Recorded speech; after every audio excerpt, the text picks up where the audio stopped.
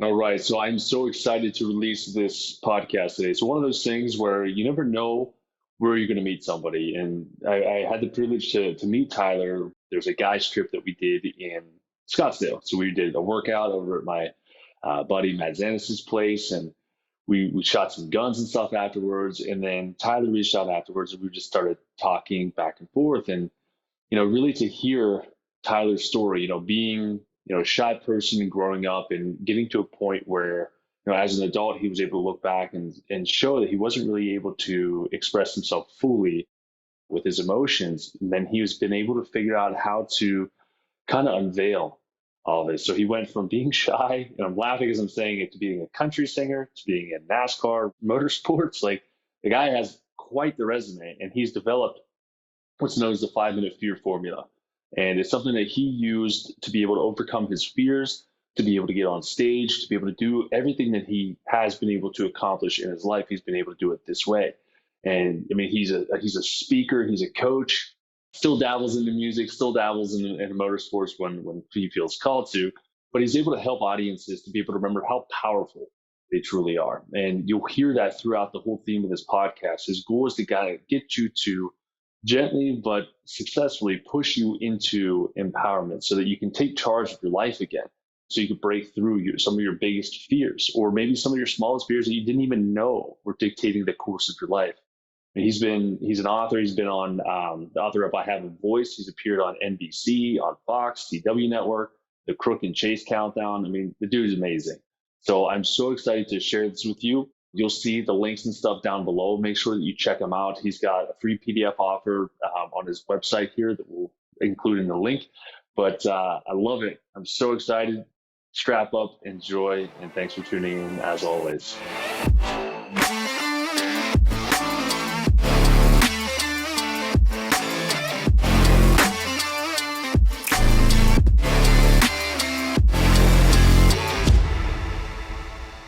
All right, guys. Today I have the privilege to interview Tyler Williams here on my show, and we were just talking before we hit the record button on things that we're going to dive in today, and kind of the new frontier of development, whether it's men's development, mindset development, lack of fear development to try to break through some of these things. And Tyler's kind of become one of the experts in these areas. But Tyler, I want you to introduce yourself before I start talking through you, but introduce yourself, kind of let people know what you do, and we'll dive into the show here today, man.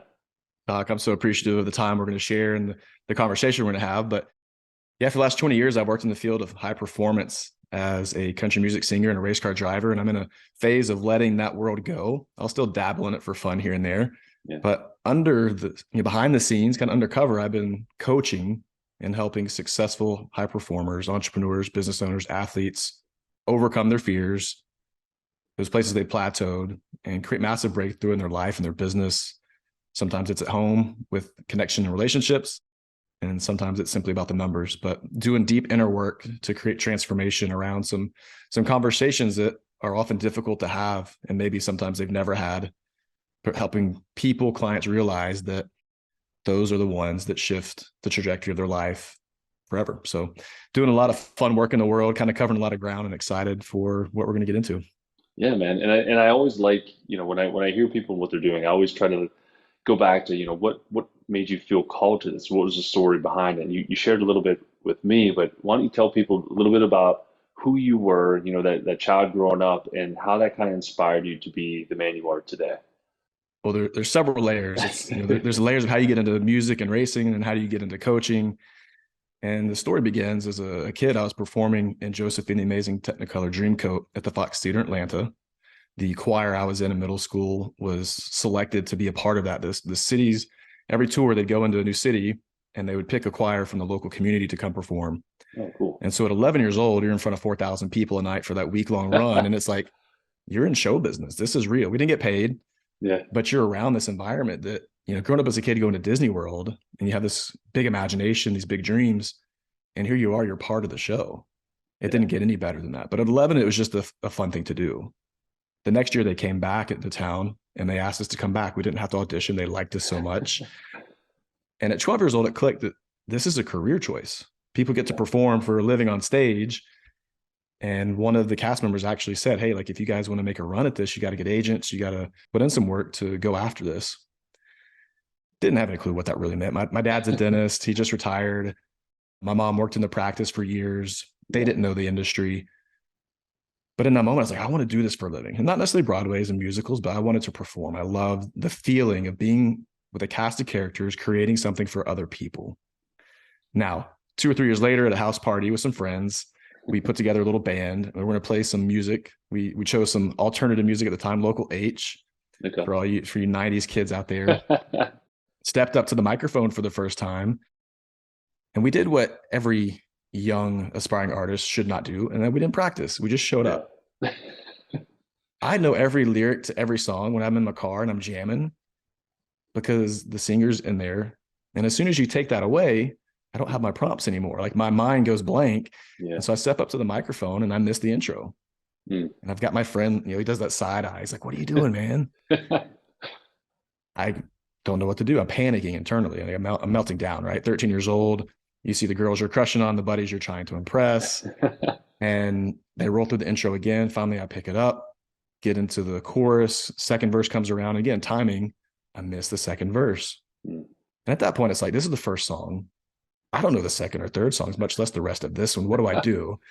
And the only thing I knew to do was walk off the stage. Now, it's at a house party. It's with friends. But my world, it was full shutdown. So I made a beeline to the door of the hallway that was looking into the room, turned my back to it, leaned up against it, and just watched my friends continue to play the night out for a little bit of fun. I don't remember anyone laughing at me. I definitely don't remember any friends bullying me or giving me a hard time. But in that moment, I was leaned up against the door, and I just thought to myself, I'm never going to do that again. Never going to do that again. I don't want to. I'm embarrassed. I feel like an idiot. I can't muster up the courage to do that again. Like, why would I try? I'm a failure, basically. And so for a decade, I never performed in public again. In high school and college, I was terrified to get in front of the classroom and give any kind of presentations. My knees would shake, my heart would race, full on panic. Now, again, I was stoic enough that nobody knew the internal panic, but that was my world. And so for 10 years, just wasted an opportunity out of my own fear to share a gift of voice with the world. And not everybody gets the chance to sing, right? And here I was missing 10 years of opportunity to, whether it's getting into bands and playing in local shows or doing the drama club in the high school department and getting on stage doing something there. It's like, I didn't take advantage of any of it. Took a break up in my 20s to get me to a local karaoke night. I didn't even know it was karaoke night, but it was 2 for Tuesday. We had some wings. Some buddies of mine were just hanging out. I was getting over the breakup. This guy knew I could sing. And he's like, you're going to get up there and sing tonight. Told him not a chance, not going to happen. Right? And finally, after, I don't drink that much, but after 2 or 3 Jack and Cokes, I said, okay, it's time. So got up and sang. I think that night I sang twice, did a Jason Aldean song and a Dierks Bentley song. And the one thing that I remember from that night is for 10 full years, I wasted opportunity to do something that I loved. And all it took was one moment to realize how much fun and joy that brought me. And that started what has been now more than 15 years of singing and performing in different forms, from, a karaoke night for a couple of years, turned into open mic nights with friends, turned into creating original music, turned into going and playing shows, to getting TV and radio opportunities, and a life that, we didn't do any huge touring, but just to be able to do music from the kid who was terrified to do it. It's been such a blessing and an honor to be able to revive that part of my life, because it is within me. It's not something that you have to fake or pretend to be. It's just in there. You're letting them out. That's awesome. It's something that I'm assuming too, that you see. Do you feel like you see a lot of guys who go through something like that, where it's just one traumatic thing that maybe happened in the past that it's blocking them from being able to step into their full purpose? Absolutely. And it doesn't, that's the thing with fear, right? It doesn't take repeated exposure to derail a career, a choice. It can simply be one moment where you just go, that experience, I don't want that again. And the pain from that one moment is enough to say, hey, like physiologically, cognitively, there's something in there that's stuck in my body, not just my mind. There's a lot of mindset coaches out there, and mindset coaching is great, right? Yeah. But if you don't also look within the body to see like, where did the energy get stored? Where do you still hold that, and work with the mind and the body to release that fear, you get stuck in that pattern, that loop of saying, it's not worth it. Yeah. My life is good enough. I've got enough things going. Like, I don't have to go do that thing. Yeah. Yet there's a whole world of joy, connection, depth, meaning, purpose, that even if that thing doesn't become your career where you're making money from it, you're still missing out on opportunity to be expressed in a way that the fear is now limiting you. Yeah. And that's where my work really centers around this idea of like, how do we become more expressed in the world so that everyone wins? Yeah. I love that. And I know that, from the physiological standpoint and the psychological standpoint, when you're put into those situations, it's like your body treats that situation as though you just got attacked by a bear. And so what your body will do is rewire neural networks to be able to say, well, if, Tyler ever goes up to the microphone again, remember that one time, we need to protect him, and we need to do everything at all costs to protect and protect and protect. And so for 10 years or so, you create those neural pathways that, it took a couple Jack and Cokes to break it for you to realize it, which, it happens, right? It helps to numb out the stress response, but you're able to really step into who you were called to be. And I feel like so many men get stuck in lower versions of themselves where they're too good to be great. We're called for greatness, and we get stuck at that good level.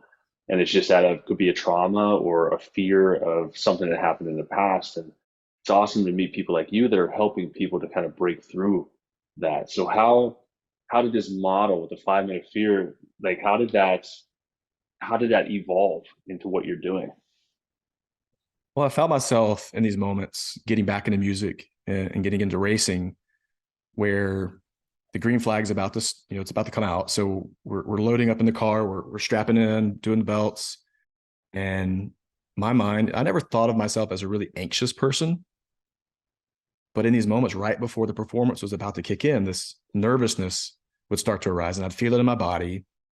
And at the age I was 19, 20 years old, starting racing, and I wouldn't have been able to put that phrasing to it, but it was with this feeling in the body, the heart's racing, the mind's starting to go a little bit in places. It's like, it doesn't need to be here. Like, I'm not focused, I'm not dialed in. Once the engine started and we're rolling, not a big deal, but there's this little 5 minute window where I just feel this sense of, I'm overwhelmed right now. And also with music, I remember the first time I sang a national anthem in front of 10,000 people. I learned the national anthem as a child. So at 5 years old, I can remember singing it in the bathtub at the top of my lungs. The door's shut and I'm in my own paradise. I'm the star of the show. I've never forgotten the lyrics to the national anthem from the day I learned it. Yeah. Not once. Yet every time I've gone to perform it, my brain goes to tell me, you're going to forget the lyrics. And so specifically, I remember one day I had lyrics on my phone. I screenshotted it. And right before I went on to sing it, I was looking at it obsessively over and over and over again, to something that I've known for more now, 3+ decades. Yeah. Never once forgotten the lyrics, but my brain keeps telling me you're going to forget the lyrics, dating back to that one experience where I forgot the lyrics in middle school, right? Yeah. And so that's where the 5 minute fear formula developed. Initially, it was unintentional. It was putting together strategies of how can I stop this loop, this fear loop, from derailing these opportunities to show up in my full power. Yeah. And I realized I was subtly doing these little things, and that I would put them together in this framework to help other people.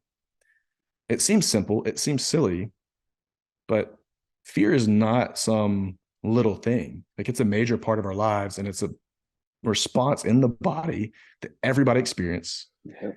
And there's so many phrases and taglines around, the brand no fear growing up was a huge thing. Yeah, it was. You see phrases about being fearless, like, let's get it out of our lives. And I just don't, that doesn't resonate with me, because we all have fear, every level. Like you said, like, maybe the guys that we're talking to, they're not at the bottom, they're in the middle, they're good, but there's still a fear of how can they become great. And so being able to recognize that if I can embrace fear, if I can create a conversation around my fear, slowly get into this world of accepting that it exists, that it's real, now I can treat it with loving kindness.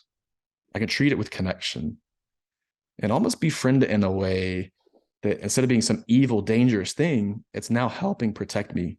Because that's what fear is doing. It's trying to keep us safe, right? Right. And so the 5 minute fear form, that's literally 5 minutes helping us learn how we can begin to embrace fear get into the mind a little bit. We're not dropping somebody straight into the body right away, because not everybody's ready for that. Yeah. So this is like the gateway to get into connecting to the fear. So you want to take your watch or take a timer on your phone, and you want to take 2 minutes. And those first 2 minutes, this first step is to empower yourself.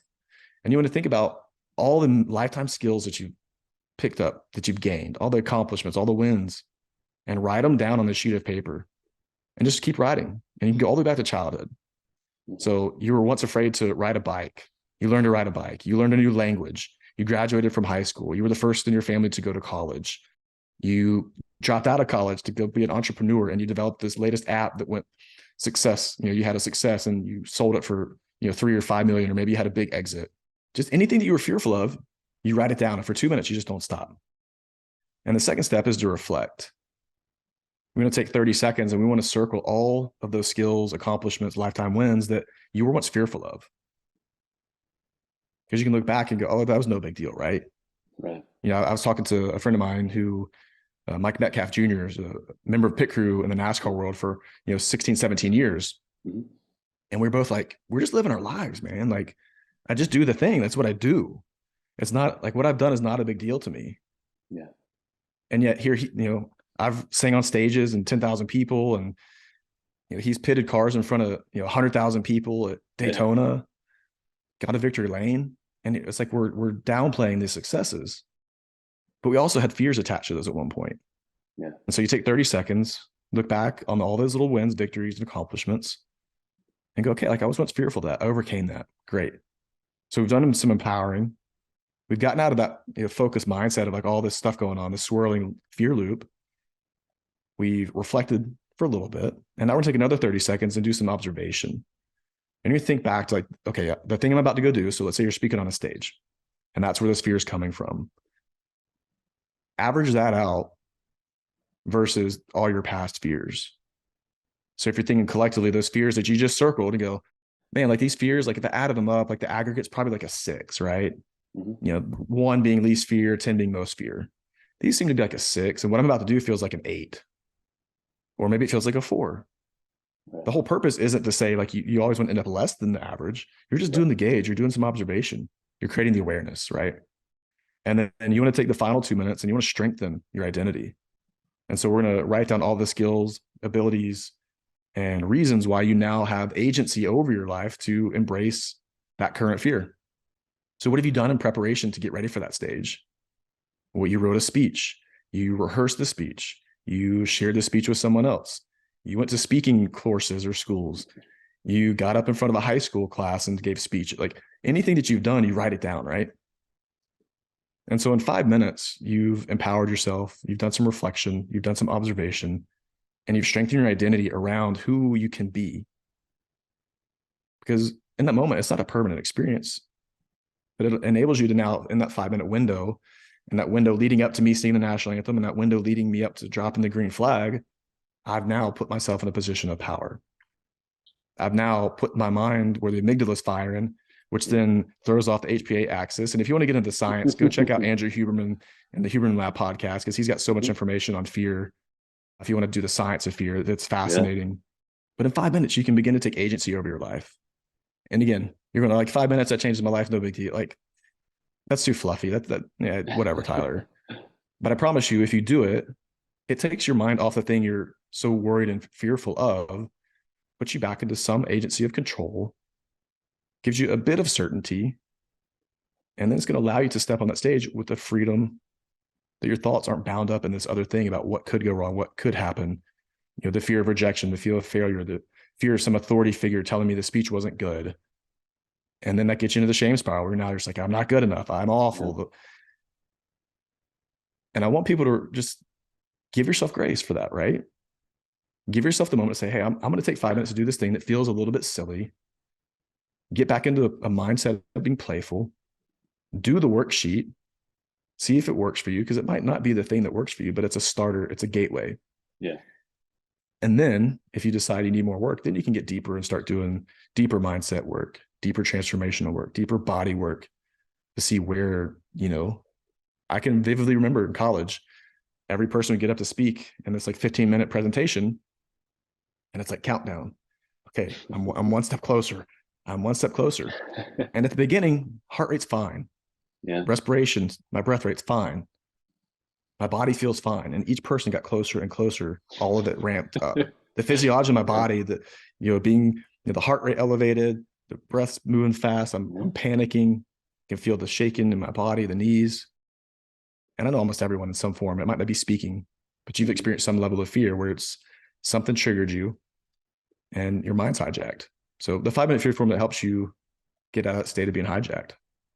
Yeah, and it's like a blessing and curse that it's only 5 minutes. It's amazing it's only 5 minutes, but the 5 minutes to guys especially, we tend to downplay both our accomplishments, but we're like, oh, I have this problem, this is my problem, and you're telling me 5 minutes is all I need to correct it. It's just like just put it to use. Like you have nothing to lose, like at all. And what's unique about this too is then when you do this, you can stack this new experience of you crushing a talk or overcoming this, and that now becomes something like, oh, that formula does work. What else can I use that formula with so that I can accomplish these things?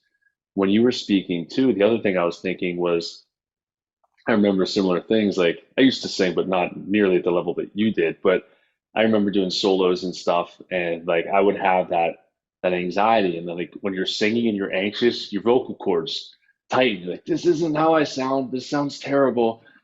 So you get like this shyness or this kind of embarrassment of like public humiliation in a way. Like, and this isn't my best performance.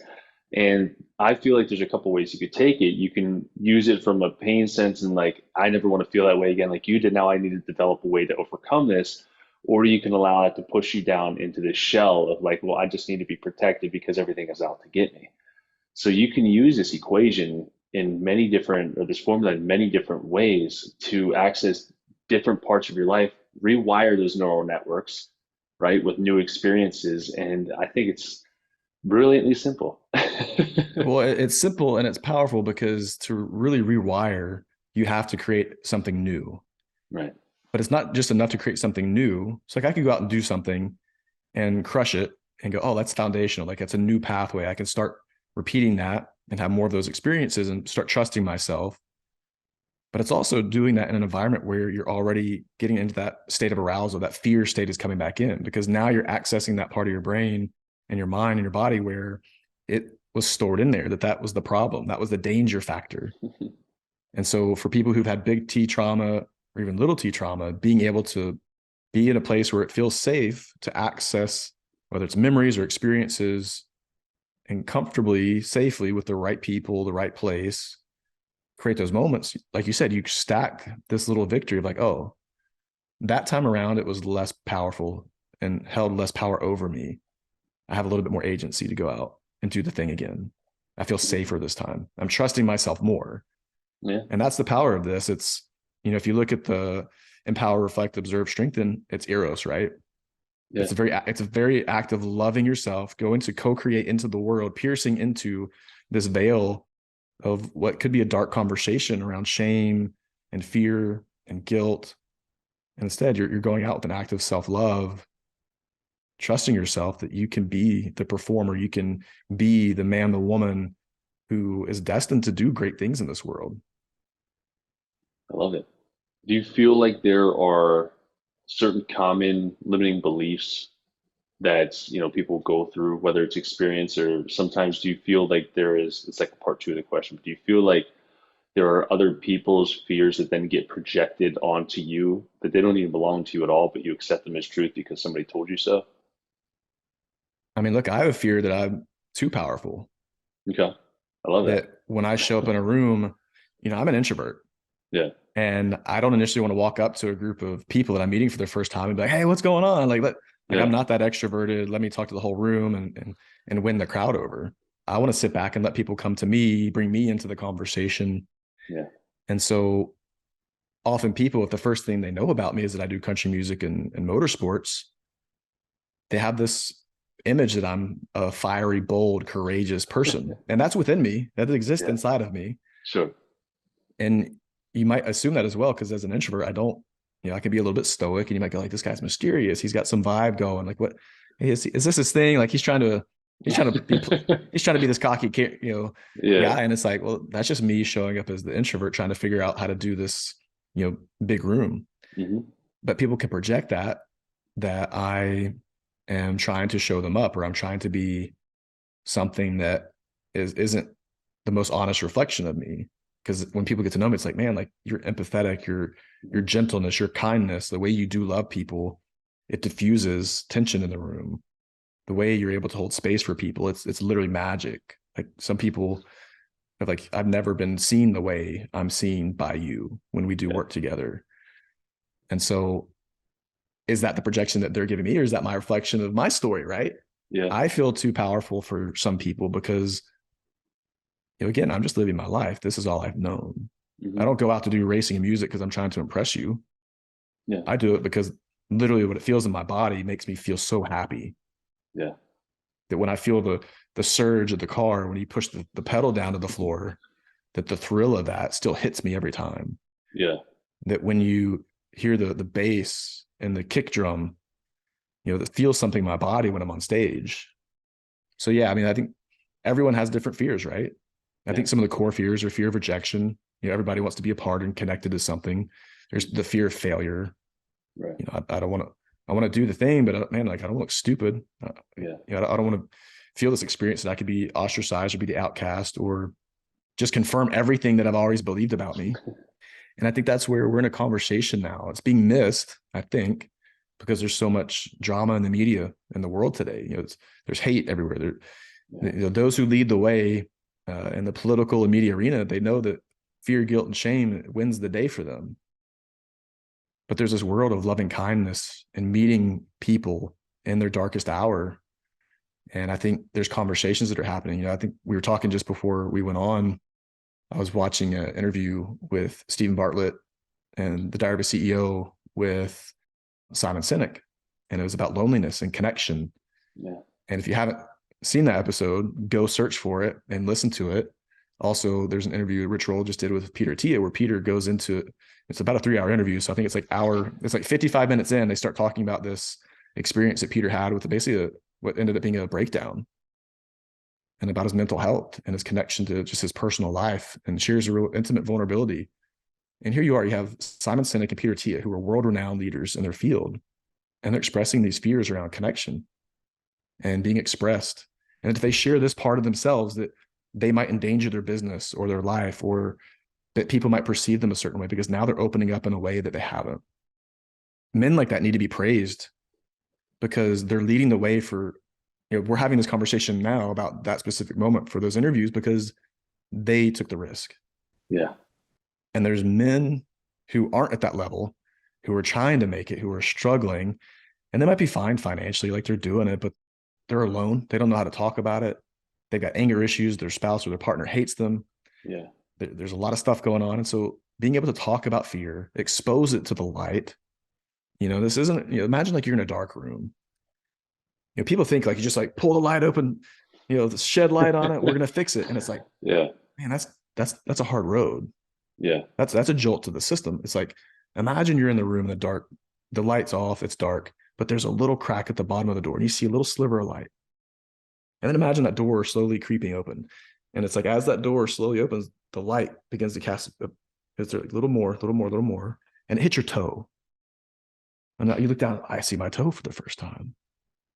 The door keeps swinging open. And now, I see my ankle. Oh, I see my shin. I see my knee. Oh, now it's hitting the other leg. It's like you start slowly putting light onto the darkness and exposing what's there. And it just creates opportunity to be seen and expressed in a way that now, instead of saying, hey, like you're talking about something that's uncomfortable, it's like, no, go on. There's a point where Simon references this story, and it's like, it's the most powerful experience to hear men say like, no, go on, like keep going, in relation to talking about the thing that other people are like, oh no, take your time. Like, like you just, like you need some time to like, go compose yourself and then come back. Yeah. And instead it's like, no, like keep going now because we have your back. And so I think it's a conversation around fear that it's life-changing. And you have so many entrepreneurs, business owners who they want that next level, or they want greater connection at home. Yeah. Or they just don't even know what's in there because they've never explored it. And they're so terrified to even crack the lid that for 30 years of living one way, they just don't know what to do. Yeah. And that's where the power of this work allows, if we're talking men, I work with men and women, but it just allows people to be seen in a way that say, hey, like, I haven't shared that part of me with someone. And it opens up a whole new world of possibility for them to go after the very things that they've wanted all along. They just let the fears deep root in there to the point of, I've realized that, one of the greatest predictors of relationships breaking down is contempt for self or contempt of other people, right? My partner, they did this. I hate them. They're stupid. It's like you're throwing all the stuff at them. But what I've come to realize sitting in, last 10 years of coaching, doing masterminds, and you sit in rooms and you hear entrepreneurs doing 7 figures talk about their business. And really what it comes down to is they just don't believe in themselves. They don't believe to the point they almost hate themselves. Their shame is so great and it's just not talked about. Yeah. And so I think the greatest failures for leaders, business owners is really the internal contempt for themselves. And we begin to use conversation around fear to break that. You become almost this limitless experience of what's possible. And I know you see that in your patients as well, like as you're unlocking doors for them and their own fears related to their healthcare, their lifespan. You're doing the work in a different way, but you're unleashing and unlocking opportunity. Yeah. And it's always nice to be able to see that too, and doing it in a way where they feel safe to it, where it's like you're slowly cracking the door. And in order for you to crack the door further, you need to have, whether it's good people around you that you feel comfortable sharing this vulnerability, and then, these fears, these hurts, these worries.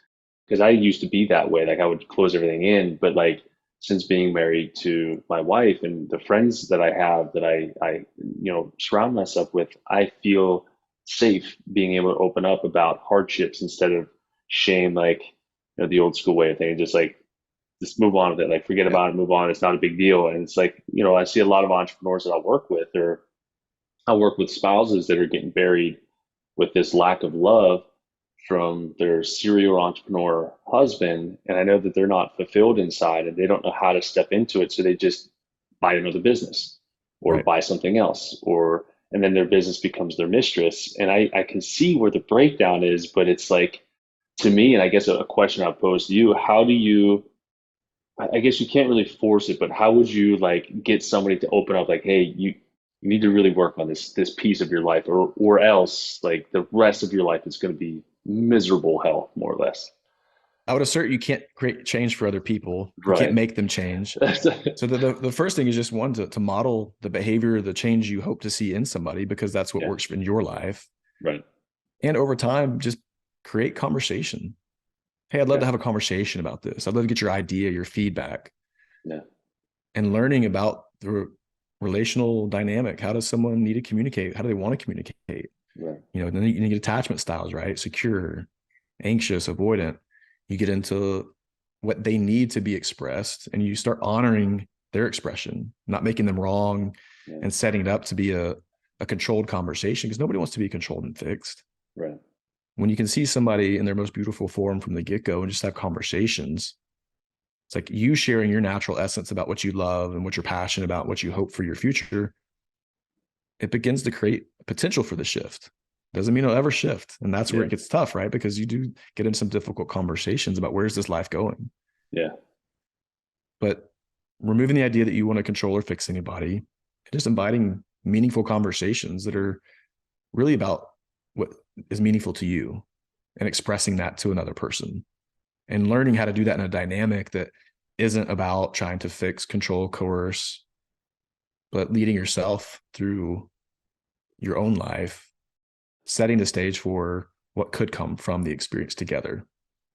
And when you start doing the work yourself, if you're an entrepreneur who's just buying business after business, toy after toy, when you start doing your own work, you kind of realize like, I'm doing a lot of these things out of my own fears, that if I don't do them, that this is going to go wrong, or this is going to confirm this thing I believe about myself. And so just by doing the work, you start to shift your own self, which can then help you draw closer to that spouse or that partner that's like, hey, where have you been for the last 10 years? Yeah.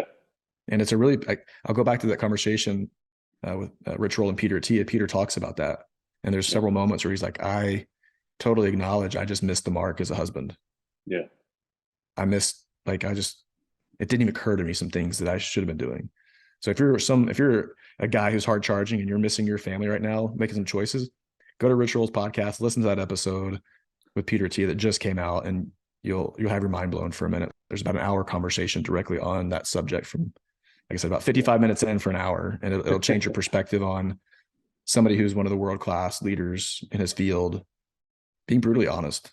And if you're someone who's been afraid to be brutally honest, you might need to hear that conversation. For sure.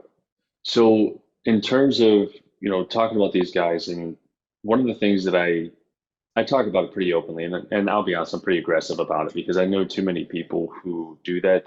They just charge forward and they sacrifice their family. And, the question, like, are you, like, from number one, why are you doing that? Why are you continuously doing that? Like, kudos to you, congratulations. But if you're sacrificing family, relationships, the people who are close to you, then what are you really gaining? There's a huge sacrifice that comes along with that. And so I go nuts. I just know way too many people who, like, have gotten divorces and they're like, oh, fuck it, I'm just going to keep doing it anyways. And it's like, that's a deep burn. And then that divorce causes them to dive even deeper into business. And then they're bragging about all the stuff that they've accomplished. I'm like, but you've burned every single bridge along the way. And that's just such a big struggle for me, which is why I only work 16 hours a week, because I love my family. Like, I want to be with my family all the time. So do you see those similar patterns with a lot of, like, high level entrepreneurs as well? And if so, is it easy enough to just do the 5-minute formula, or do you find yourself starting there and then diving deeper to try to help them, or is it as needed? Yeah, the 5-minute fear formula is a great gateway. It gets in the door. Yeah. At that level, highly successful entrepreneurs who've had success, maybe they've had 7-figure exits, maybe they're 7-figure incomes, or even if you're just let's say you're doing 6 figures, like, you're still successful. You're still out there doing really good work, but it's never enough, right? At some point you have to dive into the stories of where is that coming from, whatever the stories are, because everyone's going to have a different story. Right. But doing the deep work to uncover what is the story that's creating this narrative of performance. If you don't perform, then what happens? Who do you become? Right. If you have the success, what does that fulfill? If you don't have success, what need goes unmet? And it becomes like a drug. It's really becomes an addiction, right? Yeah. And when you look at high performing athletes who, especially once their career ends, that dopamine hit's gone. Well, what do? They're sad, depressed, lonely. They get into trouble. They lose their money because they're blowing it. They're trying to find their space, their place, how they fit into the world. Yeah. High performing entrepreneurs, it's the same thing. You have that dopamine hit, success, ka-ching, big money, big cars, big house. Maybe you have the hot wife and the beautiful kids, right? Like, you're checking all the boxes. Yeah. At some point it becomes like, there's nothing that's going to keep you going. The hit's got to get bigger. The score's got to get higher. And that can turn into a lot of addictions, right? Numbing yourself, distracting yourself, avoidance, all the things. So yeah, 5-minute fear formula, great gateway, great starter, but you have to be willing to have conversations about what's really going on inside. Yeah. You've got to be able to get honest with yourself and say, hey, like, I am the problem here. Sure, my wife or partner contributes this or that. Like, nothing's exclusive, right? But this is really about my decision-making process and what's happening inside of my body, my mind, that's creating this. So on the far end of the spectrum, you might need to go to, inpatient therapy, right? Yeah. Maybe some individual therapy, maybe some group therapy, maybe just a coach, maybe a good friend. Depends on where you're at in your life and what stories are there that need to be unpacked and uncovered. But finding someone who's safe, that you can trust, that's going to allow you to go to a place that maybe you've never gone before and do it in a space that is going to, one, be safe, be comfortable, but also challenge you, be provoking, because you're provoking the bear a little bit, those deep-rooted fears of, if I don't do that and I stop it, what happens to me? Well, now, and usually it's a shame conversation, right? I'm not good enough. I'm awful. The worthiness, yeah. And guys, it's easy. Everybody has negative self-talk, but guys can get pretty vile of how bad they view themselves. And so deep conversations when you get into body work and breath work, being able to release the expression that's inside. So if you're someone who suppressed emotion, I was someone who I learned early on to suppress my emotion. Yeah. And again, at an early age, I couldn't have said that. I didn't know that language. But looking back, I go, man, like I was just not self-expressed. It was safer not to for me. But now knowing what I know and work to allow myself to be expressed, breathwork has been one of the biggest game changers in saying, hey, like, it's okay if you have some tears come up about this thing that's happening, or if there's some anger, like I know how to manage and work with it instead of letting it overcome and be something that's destructive. And it changes the nature of the conversation. But you have to be willing to take the ownership to say, like, this is my story and I'm the central character. I mean, that's how I got into coaching to begin with. I realized at 27, I went through a breakup and going like, I'm the central theme in this story. I've got all these good things going, but I'm also got these hard situations happening. Like I can blame it on this girl. I can blame it on, this work situation, but like I'm the central theme. Yeah. And that's true for everybody. If your life's not going well, something's out of your control. You can't control a spouse, a partner, a business owner, or a partner, team members. You can't control your kids. Yeah. Within a certain degree, you can corral them maybe. But you've got to look and say, hey, like, I want to take ownership of my life. What are my needs and wants? What am I scared to approach? And if I were just to be kind to myself. And again, these tools sound really simple, but if you're just to be kind to yourself, and when you screw up, when you mess up, start talking kindly to yourself, meeting that fear with love. Yeah. Having the faith that, like, faith, people hear faith like, oh, this is a religious conversation now. Faith is just believing in something that you don't know exists yet. Right. And what that does, it cultivates trust. And I would assert that most people who are struggling with fear and showing up, or maybe they're hiding a part of themselves because they're afraid their bigness is going to overwhelm people, or they're hiding their fear that they're not good enough behind all their successes. They just don't trust themselves to be their most expressed version. Yeah. That little 5-year-old, that 7-year-old, that 10-year-old that had these certain passions or beliefs or ideas or hopes and dreams, they needed to cover them up and start masking themselves for what other people needed from them. And so that's where we get into some deeper work that, again, some people aren't willing to go do yet, because it gets into nervous system work and the capacity, and you have to approach it with gentleness. Not everybody's ready to go full throttle day one. Yeah. But in the process of 6 months, a year, or others who go on a 2 to 3 year journey, you suddenly realize that one day you wake up and go like, my life's entirely different. And then when you know what you know, you can't unknow it. And you realize it's a lifelong journey, and there's always moments to learn and grow. And every season, every role you play, your life shifts.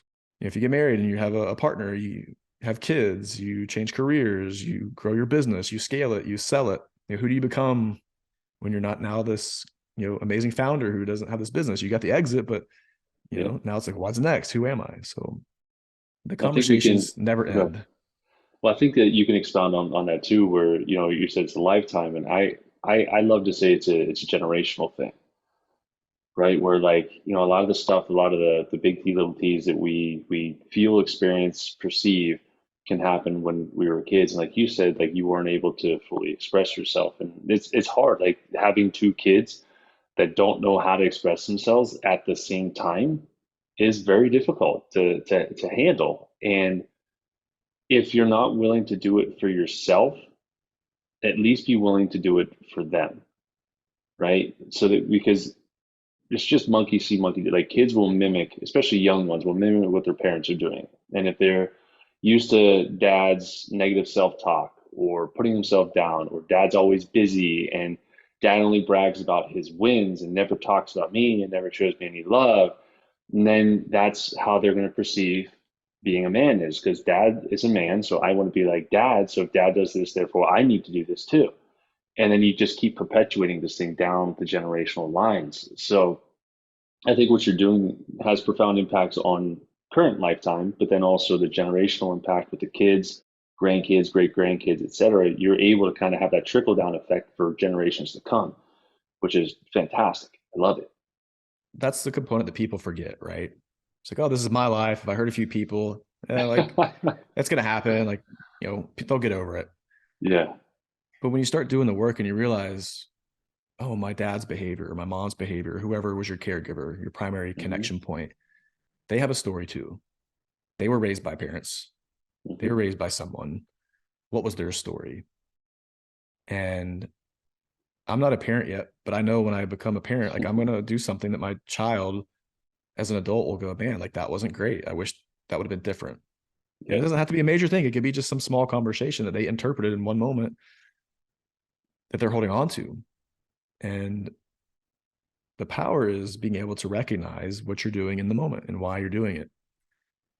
It's so easy to go, oh, like, like let's say your dad has this story. He's like, well, my dad traveled all the time and he wasn't present, but I'm home, but they're actually not present or engaged. Right. And that father's mind, he's doing something different, Hmm. but he's still creating little traumas because he's actually neglecting connection and presence. Yeah. And so being able to create awareness around what you're doing, especially for the high performers out there who are go, go, go, it's like, one more hour a week with your children that's intentional, that's focused, without your phone, without things going on. You don't know what that's going to mean to them when they're 25. Yeah. You don't know what that's going to mean to them when they're 35. Because what's going to happen is they're going to have kids one day too.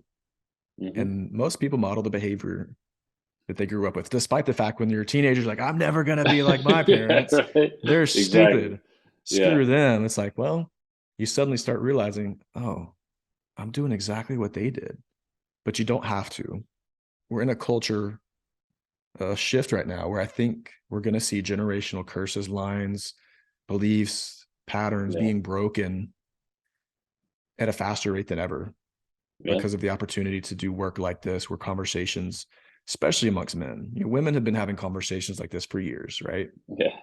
You know, and it's getting deeper and it's more meaningful with the work that Mel Robbins, Brene Brown, and others are Yeah. doing, right? Right.